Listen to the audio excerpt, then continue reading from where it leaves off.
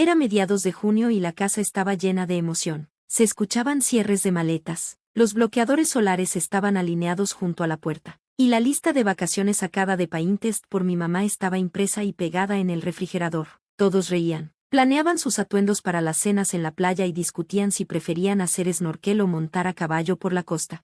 Todos, menos yo. Estaba sentada en las escaleras, viendo cómo se desarrollaba todo, como si estuviera espiando la vida de otra persona desde una ventana. 3 días antes, había preguntado casualmente que debía empacar para el viaje a las Islas Caimán. Mi papá ni siquiera levantó la vista del celular cuando dijo: «Ay, cariño, tuvimos que tomar una decisión difícil. Sabes que este año andamos cortos de dinero. El presupuesto no alcanzó para todos». Parpadeé, pensando que era una broma. «Pero van 5 personas», dije, contándolos en voz alta: mamá, papá, mi hermana Rachel, mi hermano Owen y el prometido de Rachel, Max. Mi mamá intervino con un tono casi alegre, como si intentara endulzar un veneno. «Amor, pensamos que entenderías. Siempre has sido tan independiente. Además, Rachel no ha tenido un verdadero descanso en mucho tiempo y ha estado estresadísima planeando su boda. No querrás que pierda esta oportunidad de relajarse, ¿verdad?». Abrí la boca, pero la cerré. Quise gritar que he estado haciendo turnos dobles en mi trabajo de medio tiempo para poder pagar la renta de mi mini departamento, y que no he tenido vacaciones en más de 5 años. Quise decir que yo también soy su hija, no solo una suplente cuando la familia necesita algo. Pero no dije nada, aún no. Volví a preguntar, en voz baja: «Entonces, ¿no hay lugar para mí?». Mi mamá mordió su labio y luego dijo: «Bueno, podríamos haberte puesto en clase económica con una aerolínea barata, pero Rachel realmente necesita espacio y comodidad, así que usamos lo que quedaba del presupuesto para comprarle un boleto en primera clase. Se merece sentirse especial». Ese día, algo dentro de mí se rompió.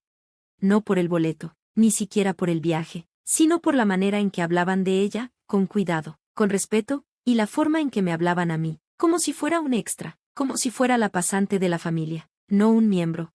La mañana que se fueron, me ofrecieron las sobras del refrigerador y una lista de pendientes. «¿Podrías regar las plantas y asegurarte de que el perro tome sus medicinas?», me preguntó mi mamá dulcemente. Asentí. Luego, cuando llegó el Uber y Rachel salió pavoneándose con su pants de diseñador y su maleta rosa, se volvió hacia mí con una sonrisita burlona. «Tal vez el próximo año, hermana, si te lo ganas». Los vi alejarse. Pero no estaba resentida, ni siquiera estaba triste. Estaba planeando. Porque lo que ellos no sabían, lo que nunca se preocuparon por preguntar, era que yo había estado construyendo algo en silencio, algo poderoso, y estas vacaciones que tanto presumían serían la última vez que me mirarían hacia abajo desde sus asientos en primera clase. La casa quedó en silencio cuando se fueron, y eso me pareció perfecto. Me senté en la mesa de la cocina, la misma en la que planearon ese viaje sin mí, y abrí mi laptop. Ellos pensaban que me quedaría ahí, regando plantas y sintiéndome mal. Pero lo que no sabían era que no pensaba quedarme bajo ese techo por mucho más tiempo. Porque técnicamente, ya no era su techo. Hace 2 años, comencé a trabajar de forma remota para una startup de tecnología. Empecé como pasante, luego pasé a desarrolladora junior, y ahora ganaba lo suficiente para vivir modestamente. Pero también tenía un ingreso extra: escribía libros electrónicos como escritora fantasma para influencers y editoriales pequeñas. No era glamoroso, pero pagaba bien, y ahorré cada centavo. Mientras mi hermana presumía tacones de diseñador y batas personalizadas para damas de honor, yo construía mi cuenta de ahorros en silencio. 3 semanas antes del viaje familiar, usé esos ahorros para comprar algo. Algo que cambiaría la historia familiar para siempre. La casa. Sí, su casa. Lo que no sabían era que mi tío, el hermano distanciado de mi papá, era el dueño de la propiedad. Después de años de rentársela a mis papás con descuento, quería vender. No hablaba con mi papá desde hacía años, pero siempre me tuvo cariño. Cuando le hice una oferta en efectivo, por encima del precio, aceptó. Así, el título de propiedad quedó a mi nombre. Mi plan era dejarlos disfrutar su viaje sin interrupciones. No quería drama, quería precisión. Mientras estaban fuera, saqué todas mis cosas. También cambié las cerraduras y dejé un aviso formal en la puerta, con una copia del título de propiedad engrapado. No mandé mensaje, no dejé buzón de voz, dejé que el silencio hablara por mí. Cuando regresaron del paraíso, bronceados y satisfechos, Ni siquiera pudieron abrir la puerta. Los observé desde mi coche al otro lado de la calle mientras Rachel jalaba la manija. Incrédula. Mi papá hablaba por teléfono. Mi mamá se puso pálida al leer el aviso y ver la firma al final. La mía. Rachel hizo un berrinche en el jardín. ¿Qué clase de broma es esta? ¿Es una fantasía de venganza o qué? No era una fantasía. Era justicia. Finalmente me llamaron, furiosos, humillados, exigiendo explicaciones. No puedes echarnos de nuestra propia casa, gritó mi mamá. Ahora es mi casa, respondí, tranquila. Ustedes lo dejaron claro cuando priorizaron a un perro sobre su propia hija, cuando me dijeron que no valía lo que costaba un boleto de avión, así que ajusté el presupuesto. Ustedes ya no están incluidos. Rogaron, gritaron. Mi papá hasta amenazó con demandarme. Pero los papeles estaban en regla, tenía abogado, cada paso documentado. Les di una semana para recoger sus cosas de una bodega que renté con mi dinero. Incluso pagué mudanceros. Pero fui clara, no volverían a poner un pie dentro de esa casa. El chisme se esparció rápido. Mis papás, esa pareja, respetable, de clase media que siempre ponía frases de «la familia es lo primero» en redes, ahora vivían con amigos, avergonzados. Rachel tuvo que cancelar su despedida de soltera. Su prometido empezó a preguntarse si se estaba casando con la persona correcta. Pero yo no había terminado. Hice una fiesta de inauguración. Exactamente un mes después de que se fueron a las Islas Caimán, invité a amigos, compañeros de trabajo y hasta a mi tío, el que ellos cortaron hace años. También vinieron algunos vecinos curiosos por ver la casa con su nueva dueña. Lo mejor, no hice alarde, no hacía falta. Solo publiqué una foto. Yo sentada tranquilamente en el patio donde ellos tomaban vino, con el pie de foto. Curioso lo que pasa cuando dejas de ser una idea de último momento. Pasaron los meses. El silencio entre mi familia y yo se volvió más denso, más frío, como el espacio entre las estrellas. No me buscaron, ni siquiera en mi cumpleaños. Pero para ser sincera, no lo esperaba, no después de todo lo que pasó, y no después de que recuperé la dignidad que ellos me habían quitado tan fácil. Pero entonces pasó algo inesperado. Una noche, recibí un correo. No era de mi madre ni de mi padre, era de Rachel. El asunto solo decía, ayuda. Lo vi durante un largo rato antes de abrirlo.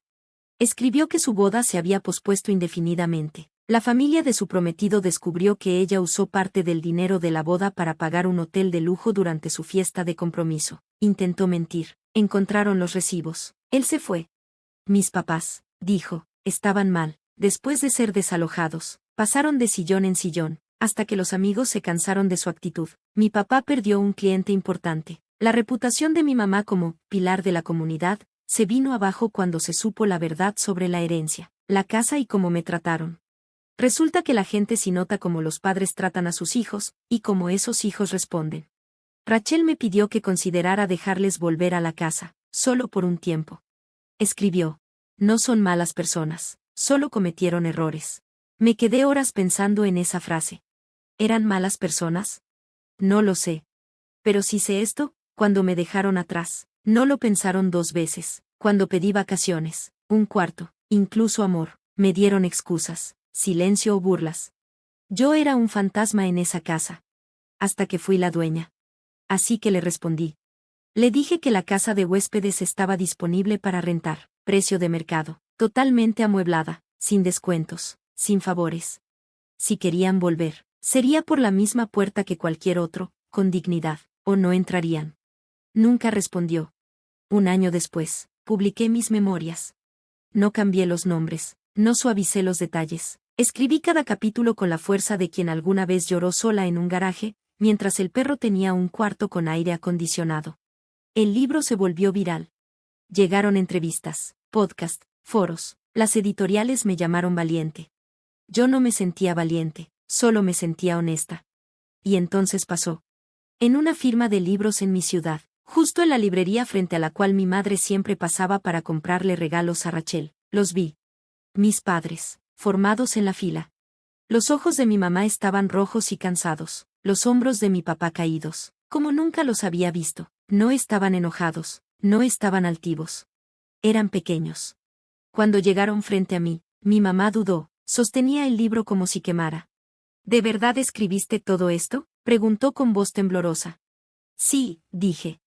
Mi papá no habló, Solo miró la foto de la contraportada, yo parada frente a mi casa, sonriendo como alguien que por fin había llegado a casa.